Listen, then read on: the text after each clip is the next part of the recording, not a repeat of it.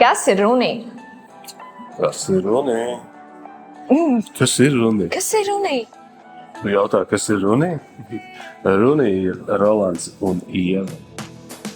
Bet nemaz nav tik vienkārši. Nē. Runī ir, tas ir kopums.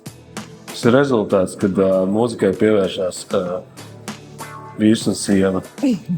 Mūziku mīloši cilvēki satiek un iemīl viens otru.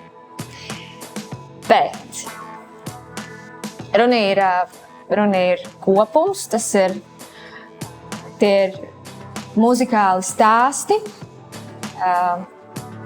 Tā ir mūsu dzīves pieredze, kas izteikta caur mūziku, kas tiek izstāstīta caur mūziku. Tā ir atzīšanās, tā ir pieredze. Runa ir muzikāla eklektika. Tur savienojas tas, kas šķietam nevar savienoties. Un atrod harmoniju vai harmonisku disharmoniju. Pagaidām tas ir pāris dziesmu kopums. Tās ir kaut kādas atbildes uz mums uzdotiem jautājumiem. Par pēdējo nodzīvoto laiku. Ņemot vērā arī, cik viņš ir trauksmains, psihoze mūs nedaudz ir pārņēmusi. Es domāju, ne tikai mūs.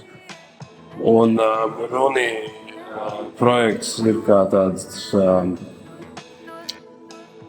nedaudz zāles dvēselē arī, miers. Runa ir kaut kas tāds, ko daudz nevar atļauties savā dzīvē. Runa ir slow living.